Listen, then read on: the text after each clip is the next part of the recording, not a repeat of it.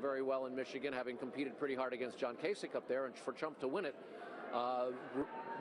Donald Trump's strategy of playing in Florida to undermine Rubio seems somewhat intact. Rubio's going to basically spend every day here until next Tuesday trying to win his home state, and he's trailing in the polls here. So this is big news for Donald Trump. And not so great news for the Florida senator. Megan?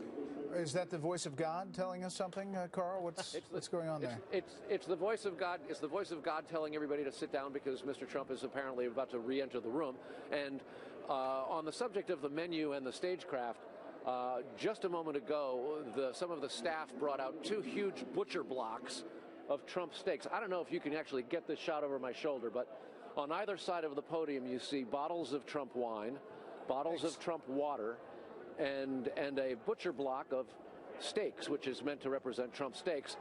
This, again, his response to Mitt Romney's criticism of some of his businesses. So we're only a few minutes from Donald Trump coming back here and making his victory speech again. This isn't the type of rally that others have on election nights. He's been doing press conferences with a small number of invited guests, and that'll be getting going shortly. Which works for him. I want to get your thoughts, though, Carl, on Michigan. You know, just a few weeks ago, Marco Rubio was polling roughly about 20% in Michigan. Right now, he's down at 9%. I mean, it's a dramatic fall. And in Mississippi, he's going to finish a distant 4th. How does he take that into Florida and say, I'm the guy? Well, a number of ways. One, before tonight's less than successful showing, he had been saying that regardless of what happens in Florida, he pushes on. There's going to be a contested convention. He's in it for the long haul, as he believes others should, to essentially divide up the vote and make it impossible for Trump to actually get the necessary 1273 votes, delegates for the nomination. Mr. Trump is walking in the room here, so the crowd's going to erupt in just a second. He's just behind our riser here where we all have all of our cameras and the reporters are set up. It's a slow stroll for the billionaire developer, sucking up every second of it with a fairly large entourage of staffers and fans here. Bad news for Rubio. And for Trump, it's more of the kind of snowball rolling down a hill. You were talking about whether the establishment can ever get its arms around the idea of a nominee or President Trump. And voters have a way of forcing other elected officials into compliance. If Trump wins Michigan, Ohio, and Florida, 3 incredibly important states in the general election, I think it's fair to guess, it's fair to predict that an awful lot of voters will put pressure on these office holders and establishment Republicans to get in line with the guy who is on his way to the nomination, should it actually get to that point. So there he is at the podium, and I'm going to step out of the way, and you can go to him. Thank you very much, Carl, thank you. Let's take a listen to the winner tonight in Michigan and Mississippi. I've ever had so many horrible, horrible things said about me in 1 week. $38 million worth of horrible lies, but that's okay.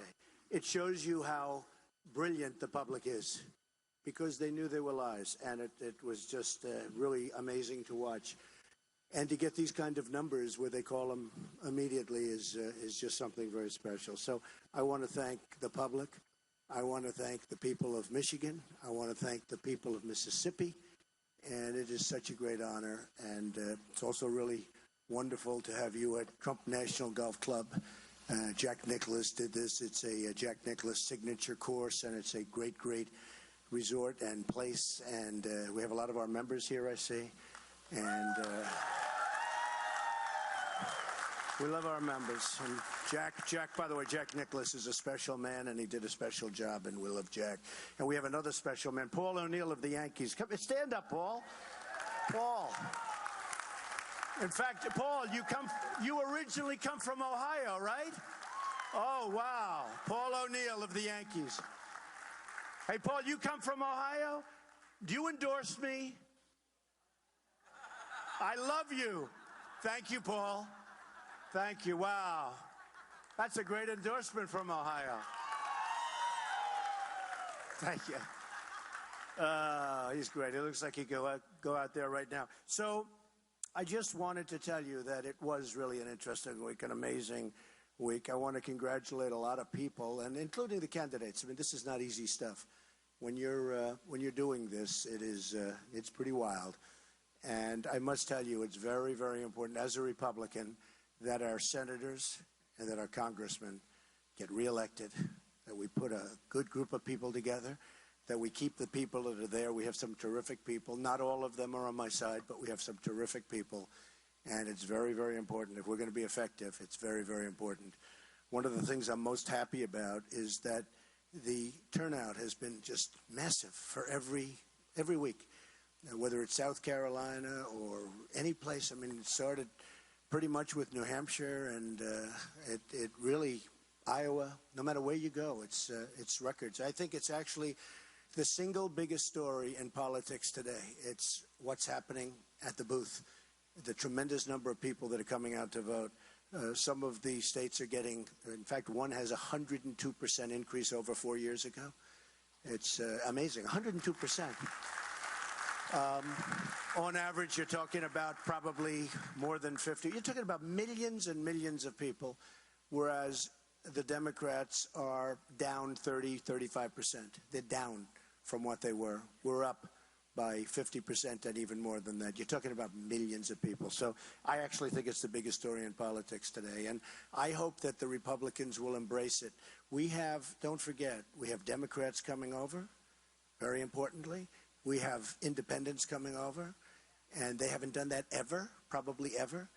And with all of these people coming over, we're going to have something very, very special. If I win and if I get to go against Hillary, polls are showing that I beat her.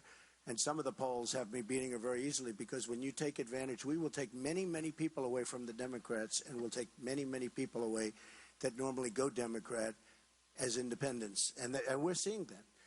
We're seeing that. We had people come over here who have never voted Republican, who have never even thought about it, and they came and they voted Republican. And I'll tell you another group of people that I've seen, and I'll be signing autographs after a speech, and we'll be talking to people. And I've had many, many people say, and it was a beautiful thing to hear it, Mr. Trump, I'm 67 years old.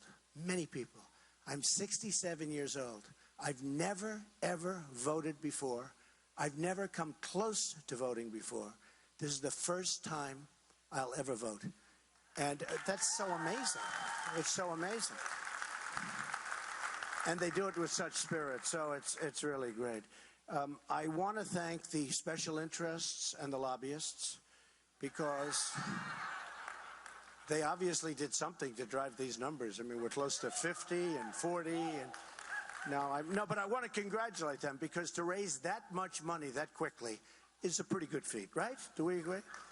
Now, many of them are my friends, but they just have to gamble. You know, they have to do it. I want to thank Paul Ryan. He called me a couple of days ago. He could not have been nicer. He was very encouraging, and I have great respect for Paul Ryan. Great respect. Ted Cruz is interesting because he's always saying, I'm the only one that can beat Donald Trump. You have to vote for Donald Trump, and you're going to vote for Donald Trump, and you're going to be miserable. You have to vote for me. But he's the only one that can beat Donald Trump. And I've heard it so many times. And I said, but he never beats me. I mean, take a look. He never beats me.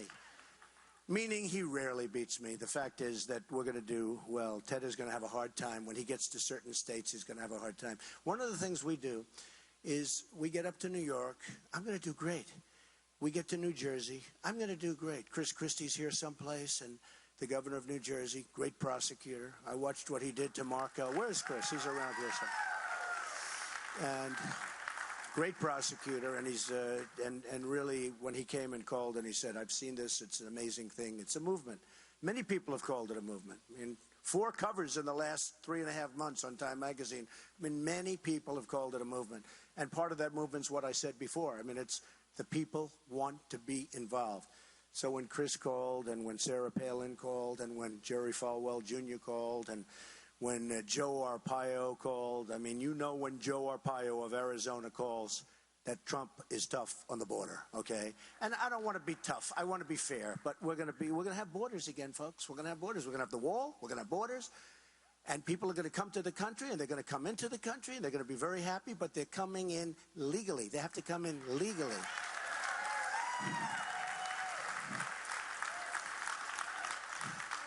Mitt Romney got up and made a speech the other day. No, it's okay. Look, no, I understand. No, he's a very nice man. But, I understand. Look, it's hard. When you go through this and then you get to the final gate and you don't get over it, it's a hard thing. I mean, so I understand. But he did make some statements, and I brought some things up because he said, water company is gone. I said, it is? I didn't know that. I have very successful companies. Let me just explain. I'm going to do this in about 2 seconds. But I filed with the federal elections 100 pages, almost 100 pages that many of the press have gone down and seen. And they were all very, very impressed. I built a great, great company. I have very low debt. I have assets like this. This is owned 100% by me with no debt. You've seen Mar-a-Lago, and that's a 100% by me with no debt. I have Trump International, where you were last week, 100% by me and no debt. You look at Doral, where we just had the major championship. I mean, I have a lot of things in Florida. Partners with Related on numerous jobs on the beach, very successful. Partners with Gil and Michael Deser on the beach, massive buildings. Nobody ever talks about this stuff. And, many, many jobs in New York, including a city on the west side from 72nd to 59th Street on the Hudson River, one of the most successful projects ever built in real estate. The Bank of America building a big chunk of it in San Francisco, 1290 Avenue there. Many, many things. And Mitt got up, and he really shouldn't have done it. It wasn't becoming, honestly. And he talked about the water company. Well, there's the water company. I mean, we sell water, and we have water. And it's a very successful, it's a private little water company, and I supply the water for all my places, and it's good, but it's very good. Trump steaks. Where are the steaks? Do we have steaks? We have Trump steaks. He said, the steak company, and we have Trump steaks. And by the way, if you want to take one, we'll charge you about, what, $50 a steak? No, we have Trump Magazine. Let me see the magazine.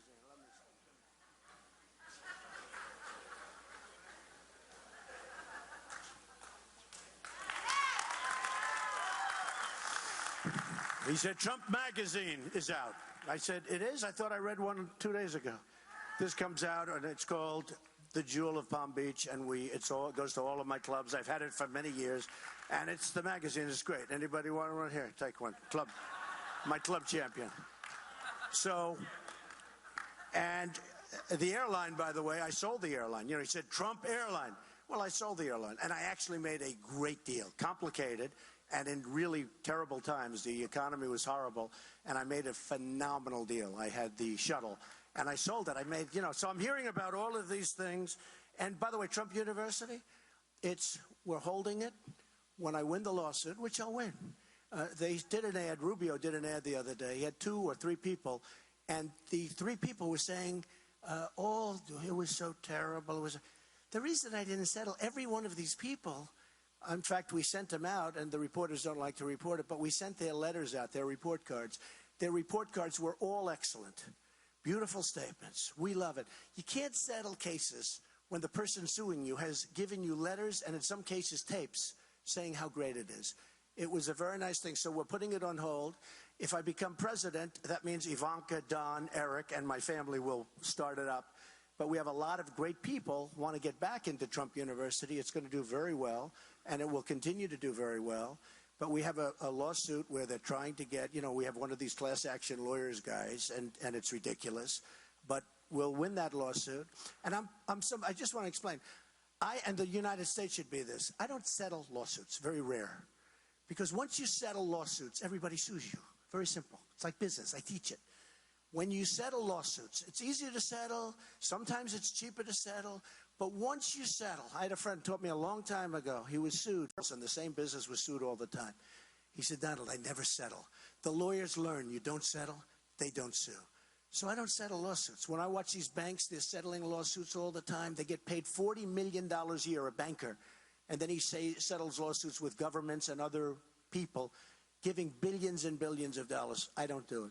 So when I saw the different things, and by the way, the winery, you see the wine, because he mentioned Trump vodka. It's the largest winery on the East Coast. I own it 100%, no mortgage, no debt. You can all check. You have to go check the records, folks. In fact, the press, I'm asking you, please check, because you can see if there's any debt. It was the Kluge estate, John Kluge. He was the richest man in the United States. He died, and he built one of the great vineyards of all time. I mean, there is nothing like it. Close to 2,000 acres. It's in Charlottesville, Virginia, right next to the Thomas Jefferson Memorial. And we're very proud of it. We make the finest wine, as good a wine as you can get anywhere in the world. And I know the press is extremely honest, so I won't offer them any, but if they want, they can take a bottle of wine home. The members have plenty, right? The members have plenty. But we have one of the greatest. Actually, I believe it's the largest vineyard and the largest winery on the East Coast. And so I wanted to put that to rest. So you have the water, you have the steaks, you have the airline that I sold. I mean, what's wrong with selling? Every once in a while you can sell something. You have the wines and all of that. And Trump University, we're going to start it up as soon as I win the lawsuit. Does that make sense? I mean, that's it. Okay. And I want to thank my friend Paul O'Neill, because that to me is a big deal. I had such respect. When Paul was a Yankee, he just didn't make mistakes. Tough, smart. We could use him right now. And he just didn't make mistakes. I love that kind of a guy. I think what this shows, really more than anything else, is that advertising is not as important. It really isn't as important as competence, because there has never been more money spent on hitting somebody than was spent on me. And between that and people saying things, and, you know, Lindsey Graham goes, and he's a nasty person. First of all, he's wrong on the military. This is why he said, I've been doing this for 15 years. That's right. We've been fighting a war for 15 years with this kind of thinking. I mean, if you're going to fight a war, win the war, and let's get back to rebuilding our country, okay? But Lindsey Graham, I mean, he's been so nasty. I think he's probably a nice guy, but he's been so nasty. I watch him. I say, man, does he hate Donald Trump? And I watch him. And you know, if you think about it, every single person that's attacked me has gone down, okay? I don't want to mention names. Let's not mention names, okay? They're out. They're gone. But you can take a look at virtually every single person. We started off with 17. We're down to 4. Of the 4, they're pretty much all gone, okay? Pretty much. They didn't do so well tonight, folks, okay? I'm not going to say anybody didn't do well. They didn't do well. There's only one person did well tonight, Donald Trump, I will tell you. Still. I mean, it was actually amazing. I was impressed. And even Megyn Kelly said, boy, Donald Trump really did well tonight. Thank you, Megyn. Thank you. That was a very unusual. I was shocked, actually, to hear that. But that was very nice. And Charles Krauthammer said that. He was very, very nice. Thank you, Charles. It's about time. I've been waiting like 5 years, Charles. But it is true. I mean, I have had such hostility. Like with Lindsey, he was at 7. He attacked me, and we took him down to 0. He leaves in disgrace. He then goes to his own state, and they do a poll in South Carolina. He endorses somebody else, and the poll in South Carolina has me at 47, him at 2, and he's a sitting senator. And then he went down from there. And you know what? I don't like to bring it up, but I tell you, it's enough, Lindsey. Just relax, go home, relax for a little while. Everyone knows you take this big defeat, and the problem is the press never calls them out. They go to this horrible defeat, and then they go and they start immediately on the attack, and it's like he never ran and made a fool out of himself. You know, at what point do you call people out? So I call people out. But it is true. They've attacked me viciously, and every single one who's attacked me is gone. And I'm very proud of that, because that's what we should have for our country. That's what we should have. ISIS should not be beating us. We don't win anymore. We don't win with our military. We don't win with health care. We don't win with anything. And we should be in a position where ISIS is dictating terms. And, you know, the other day at one of the debates, the one before last, they asked Ted, Lion Ted. I call him Lion Ted. He holds the Bible high, and then he goes down, he puts the Bible down, and then he lies. Lion Ted. You know, he'll say, I'm the only one that beat Donald Trump. I said it before. I beat him. But he doesn't say, yeah, he won like 4, and I won like 12 or 13, right? He forgets the other part. But Lion Ted, and you know, when they say the evangelicals, because in fact, I was watching Carl, and they said how great I did with the evangelicals, and everyone was a little surprised. I'm a very good Christian. And, you know, they're chipping away at Christianity. And we're not going to let that happen anymore, folks. I'll tell you. And a lot of times I'll say at the rallies around Christmas time, we're going to start saying Merry Christmas again. You know, they don't say it anymore. The department stores don't put it up. We're going to start saying it again. But they're chipping away at Christianity, and we just can't do it. And I'll tell you, with the evangelicals, they get it. They get it. They get me. They understand me. I'll be the best thing that ever happened to them. I mean that, 100%. And they don't like the way Ted talks, and they don't like the fact that he truly does lie. And I actually was, lies badly. And I was actually, interestingly, little Marco helped me a lot. Because what Marco did is in one of the debates, he screamed across me. I've been in the center from the beginning, right? Never out of center. In fact, I always like an odd number, because with the odd number, I'm in the center. With an even number, like last week, I hated it because we had 4 people, so I'm not in the center. So we should always keep it odd numbers, right? So we're right in the center. But I've been in the center for every single debate. But Marco helped me a lot because he called Ted a liar. He said, "You're a liar." That's the first time. Look, I know politicians better than anybody. They're liars, okay? They're serious liars. More importantly, they'll never get you to the promised land, ever. They'll never get you to the promised land. They won't do it because they're controlled by the special interests. They're controlled by the people that put up all this money for them to run. They're controlled. You know how much money was spent in the last week on me? And do you know how many times they were asking, despite the fact that they're not supposed to be talking to their super PAC? Carl, fellas, let me ask you a question. How many times do you think Marco and Ted and all of them were calling their super PAC? Is that right? It's called life. That's the way life works. They talk to their super PAC. They're not supposed to, but that's the way life works. So we are going to do something. I think we're going to clean the slate. I think we're going to do really well in Florida. It's my second home. I love Florida. I love Florida. I love Florida. Special place. And I think we're going to do really well. I think we're going to do really well in Ohio. Now that I have Paul O'Neill's endorsement, I know I'm going to win Ohio. But I love Ohio. I have so many friends in Ohio. It's an amazing place. And we're going to go have a lot of fun. And then what we're going to do is we're going to beat Hillary Clinton. And we're going to beat her badly. We're going to beat her badly. And I think one of the things, and then we'll take some questions, but one of the things that really I add that's very different. You know, we always talk about the 5 and sometimes 6, but the 5 states that you have to get, whether it's Ohio or Pennsylvania or Florida. You know, if you don't get one, because the Republicans, structurally, it's much tougher. It's much tougher for a Republican to win the presidency, like by a factor of 5. But I add things that nobody else can do. I have a chance of New York. Now, can you imagine if you won as big as New York, all of those delegates? Upstate New York, I poll higher than anybody ever, because they are really in trouble up there. And they know that I would have done things, they wouldn't be in trouble right now if they would have taken my advice. But they're really in trouble. But I'll get Michigan. I mean, I'm going to get Michigan. Because we're going to bring the car industry back. We're going to take it back. We're going to bring the car industry back into Michigan. I'm going to win Michigan. It's never even a question. When these candidates are talking about running, it's never even a question. Michigan's not something they even talk about. I'll win New Jersey. I'll win Ohio. I'll win Florida. I'll win Virginia. I have great properties in Virginia. Charlottesville, we just talked, winery.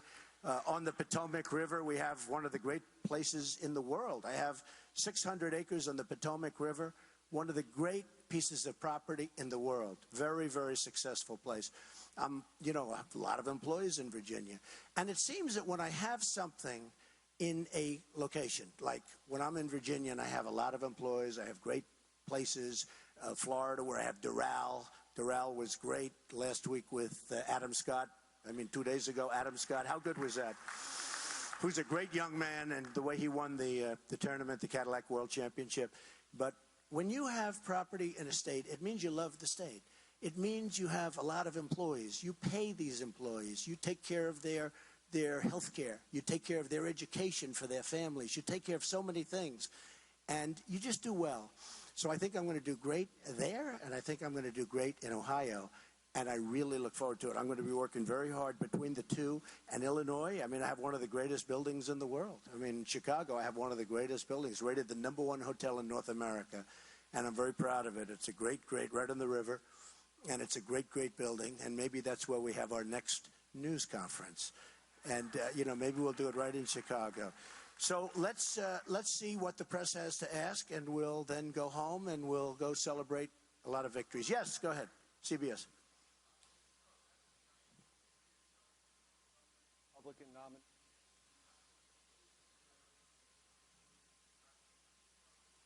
No, I don't really, because you have to win. I know how to win. I've won.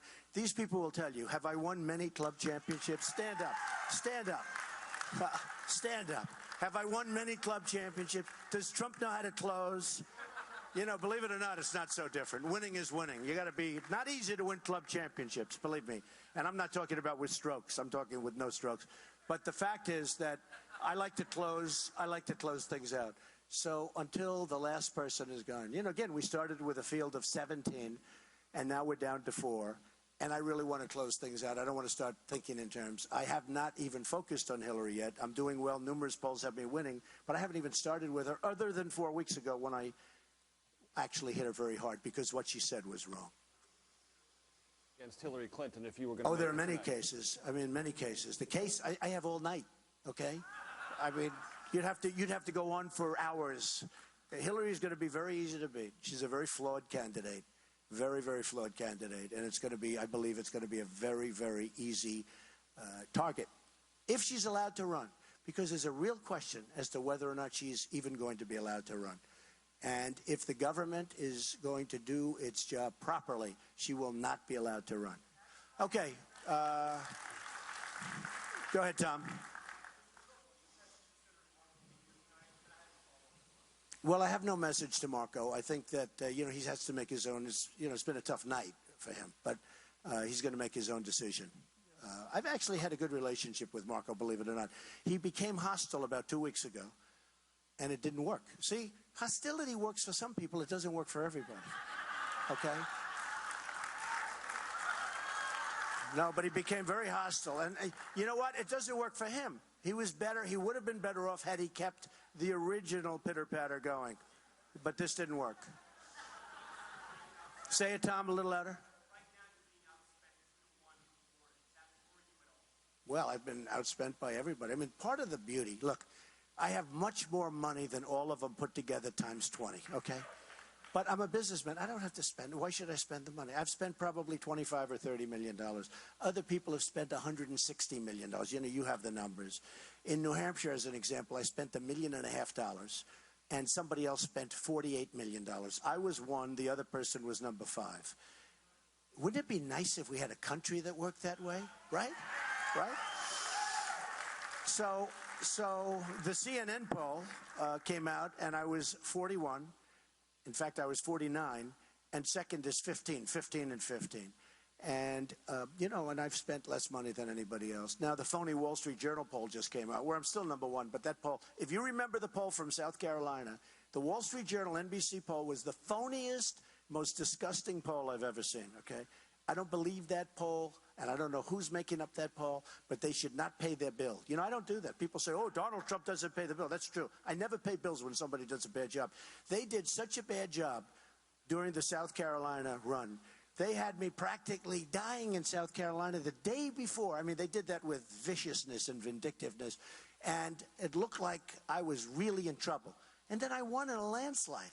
The poll was wrong. And then the following day, they came out with a national poll that was ridiculous, too. So they came out with another one. NBC, Chuck Todd, NBC, Wall Street Journal. I'm saying, what's wrong with them? It's not right. Now, CNN came out with a poll, 49, a couple of days ago. They came out with a poll, 30. Again, I'm still in first place, but I really believe their poll is wrong. And boy, did they turn out to be wrong in South Carolina. Okay? Yeah, go ahead.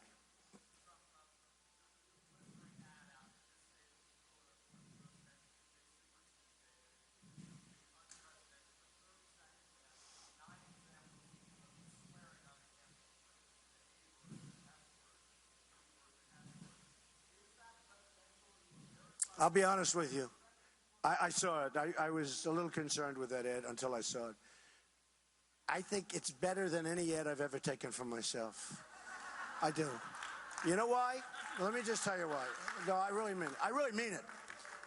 I heard about the ad, and I said, oh, I'm not going to like this. But when I looked at it, and I can be, by the way, I can be more presidential than anybody. I can be more presidential if I want to be. I can be more presidential than anybody. You know, when I have 16 people coming at me from 16 different angles, you don't want to be so presidential. You have to win. You have to beat them back, right? But I would say more presidential, and I've said this a couple of times, more presidential than anybody other than the great Abe Lincoln. He was very presidential, right? But the truth is that I saw that ad, and people are sick and tired of being politically correct. And I actually think that ad is good for me. Because in some cases, as you know, I was kidding and I was joking. I have a big audience and I was joking, with words not so bad, by the way. But I was joking. In other cases, I was showing anger and showing a certain toughness that we need in our country. But I watched that ad and I said, you know, that ad shows a certain degree of anger. And it shows a certain degree like we're not going to take it anymore from all of these countries that have been ripping us off and taking our jobs and taking our money like we're a bunch of babies. Very, very stupid babies. So I watched that ad, and I don't think it's a bad ad for me. I actually think if I had my choice of saying I could have it down or let it run, let it run. Say it again. Oh, you're so politically correct. You're so beautiful. Oh, look at you. Oh, he's so... Oh, I know. You've never heard a little off language. I know. You're so perfect. Aren't you perfect? Aren't you just a perfect young man? Give me a break. You know what? It's stuff like that that people in this country are tired of, okay?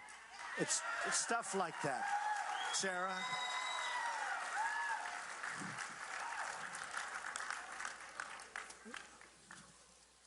Say it again, Sarah, a little louder.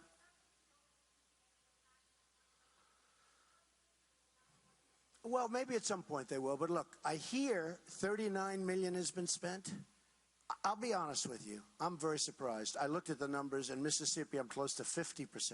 That's not 50% with 2 people. That's 50% with 4 people. That's a lot. That's shocking. That's like record setting. Big difference. You know, if you're running like you're Hillary and you're running against one guy, I mean, you're running against Bernie, okay? And you get a 50 or a 52 or a 56. I'm running against 3 very competent people, and I'm getting 50%, and in Michigan, I'm close to 40% against a big group of people. I think that, I will say this, I am a little bit surprised that I was at Doral, and I was watching Adam Scott hit that last great shot. And I went back and I was watching the news in one of the rooms, and every single advertisement was about me. And it was during my tournament. I'm turning my tournament. I go from tournament to horrible ad. The most vicious ads. I mean, one of the reasons I brought the wine out and the water out and the steak out and more wine and more water. And I told you about Trump University. Well, we'll win that case. That's going to be an easy case to win. Everybody signed a document. One of the reasons is just because of that. They hit me with this Trump University. It's not even a big case. We're going to win the case. I could settle that case so easily. I don't want to settle it. It'd be easier for me to settle it. I wouldn't have all you people writing about it. But I don't want to settle it. I could settle it so easy. The fact is that, look, you have to do in life, Sarah, you have to do what's right. And if you live by principle, and believe it or not, I'm a very highly principled person. If you live by principle, you're going to do very well. So, but I just to finish, I must tell you, I was a little surprised when I saw the viciousness of the ads. And the viciousness of really Mitt was very vicious. I mean, he gets up and he just, I wish he used that same energy against Obama. I think he would have won. No. If he used the same energy against Obama, he would have won. Carl? Given your statement to Major about how easy it would be to Hillary Clinton, do you agree that you're going to need to get mainstream American Republican politicians, the establishment as it's been labeled, behind you? And if so, what do you say to them tonight, given so many of them are pouring their money into trying to beat you? Yeah, I say let's come together, folks. We're going to win. I say let's come together. Carl, the answer is not 100%, but largely I would say yes. You know, some people you're just not going to get along with it. It's okay. But largely I would like to do that. And believe it or not, I am a unifier. I unify. I mean, you look at all of the things I built all over the world. I'm a unifier. I get along with people. I have great relations. I even start getting along with you, right? Huh? Campaign Carl. But no, I get along with people. And I really say this, Carl. I think it's time to unify.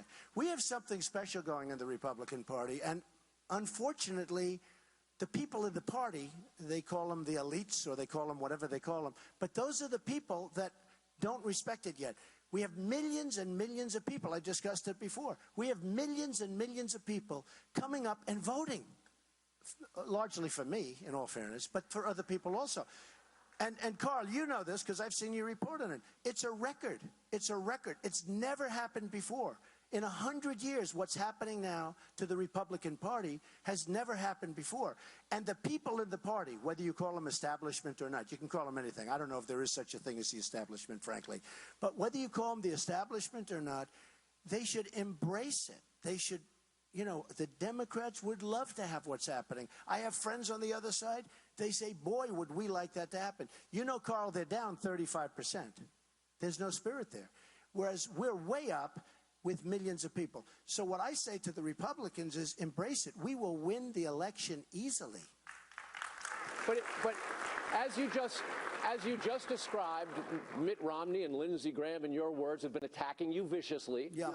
And how can you win them back? And do you think they're necessary? Or I don't know is that what you you're have doing, to win everybody. when you say that it's something that hasn't happened in 100 years, are you changing the Republican Party? Are you reforming the Republican Party? And if so, how do you assure conservatives that it's not in the wrong direction in their view? Right. Okay, let's talk about that because it's so interesting. I'm not really changing the Republican Party because I'm actually a conservative, but I'm a common sense conservative. Look, nobody's more conservative than me on energy independence. Okay, I've been talking about it for years. Nobody's more conservative than me on the military. Nobody's more conservative than me on taking care of our great veterans who are being absolutely maligned. Nobody's more conservative than me on health care, where we're going to repeal and replace Obamacare, and on Common Core, where we're getting rid of it, and on budgets, where whether it's the penny deal, there are so many different things, but we'll straighten out our budgets. Carl, we owe $19 trillion. We're going to start paying off debt. And we're not going to pay it all off that quickly, and nor do we have to. But we have to start bringing it down to a level that's sustainable because we're going in the wrong direction. So, and certainly nobody is more conservative than me on the border. The one thing I guess people could say is that on trade, I am a free trader, believe it or not, but I'm also a smart trader. We cannot let China, and I like China, they're wonderful, but their leaders are too smart for our leaders. I like China. I do great with China. The Bank of America building, other building, I have because of China. In a war, we fought. But I will tell you, nobody is more conservative actually on trade. The problem I have is you have people that are in National Review, and they're eggheads. They're just eggheads. They have no common sense whatsoever. No common sense whatsoever. It's not free trade when China charges tax to get our product in, and they don't let our product in anyway, and yet they take their product and they just send it to us like nothing. We have a trade deficit with China of $500 billion a year. We have a trade deficit with Japan of over $100 billion a year. We have a trade deficit with Mexico. That's why Mexico is going to pay for the wall. $58 billion a year, 100%.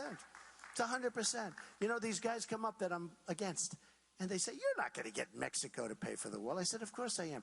We have a trade deficit with Mexico of $58 billion a year. The wall's going to cost $10 billion. You tell me I can't make that deal? That's an easy deal. So the only thing, Carl, because I love the question, but the only thing I can say that some people would say I'm not conservative is trade, but that's because I want fair trade. Okay, I want free trade, but free trade, you have to have smart people on both sides, and we don't have smart people on our side. So I want fair trade. It's got to be fair trade, or as you would say, fair and balanced trade, okay, as they would say at Fox. Okay, Jeremy, go ahead.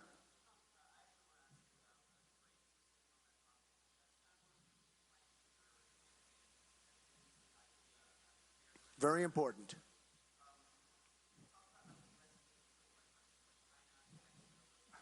Destroyed.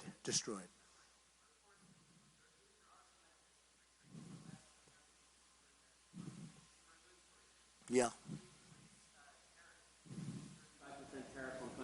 You know what? Okay, I know what you're going to say, Jeremy. Let me just, I can't because nobody's listening to you, Jeremy, okay? Nobody ever listens to you. Let me just explain. The problem that we have with trade, Jeremy, let me just tell you, is we have people on the other side that are grandmasters at monetary manipulation, at currency manipulation. They're manipulating their currency to such an extent that our companies cannot compete with other companies in other nations. They just can't compete. And because of that, we're losing our jobs. If you take a look at how many jobs China, as an example, has taken from us, but it's not just China, it's everybody. China's the big abuser because it's the biggest. China has taken millions of jobs, thousands of factories. What they've done to us, it's actually, I thought about it the other day, it's the greatest theft in the history of the world. They've taken out so much money. And again, I love China, it's great. And I don't hold anything against their leaders. I wish our leaders would do the same thing in reverse. But they don't. And we cannot continue. Hey, look, I won Michigan, and I went up there, and these people are incredible people. You take a look at some of the factories that have been abandoned there, where they moved into Mexico. You take a look at, as an example, in Chicago, where you have Nabisco moves its big plant. They're closing their plant. They're moving to Mexico. Ford building a $2.5 billion factory, cars, in Mexico. I mean, we can't continue to do it. Carrier, 2 weeks ago, Carrier announced they're going to close. 1,400 people laid off. They're going to build air conditioners. They're going to put their air conditioners in Mexico. They're going to build them in Mexico. How does that help us? What do you say to American consumers who may see the prices of many of the goods that they buy that are coming from China and Mexico? Do you see those prices increase by 35%? Okay, no. You know what's going to happen, Jeremy? Let me tell you what's going to happen, okay? Can I tell you what's going to happen? When China thinks you mean it, when they think you mean it, they're going to stop manipulating their currency. And you won't even have to do anything. And you might even have free trade, okay? You didn't hear me. When China thinks you mean it, when Japan thinks you mean it, that we're not going to let them sell the cars like that because they're killing us. You know what we sell to Japan? Practically nothing. They have cars coming in by the millions, and we sell practically nothing. When Japan thinks we mean it, and they'll stop playing around with the yen. They're almost as good as China. You look at what's happening with Komatsu tractor, and you look at what's happening with Caterpillar, and Caterpillar is being hurt very badly by Komatsu, not because their machines aren't, but Caterpillar makes a better machine, but because of the fact that they currency manipulate. And we can't have that. And they're not supposed to do it. But they have no fear of our government. They're dealing with babies. We're dealing with babies, okay? They are grandmaster players, and we have people that shouldn't be negotiating for us, all right? We shouldn't. All right, one more question. Go ahead. Let's see if she'll finally give me a decent after 12 years. I'm not going to finish with her because she never asks a decent question. Okay, go ahead. I'm only kidding. Go ahead. That's right. Well, I don't know. I'm going to say, you know what? I think Lindsey Graham's probably a nice guy. And I was very tough on him because he was tough on me. But I think he's probably a nice guy. I think I could probably get along with Lindsey Graham. I could probably get along with Mitt Romney. I mean, I have nothing against Mitt Romney. And I understand how he feels. I mean, he worked really hard. Should have worked a little harder. But he worked really hard. And he didn't get there. I mean, I understand it. I could probably get along with Mitt Romney. I don't know Mitt Romney very well. I endorsed him. I backed him. I helped him. But I don't really know Mitt Romney.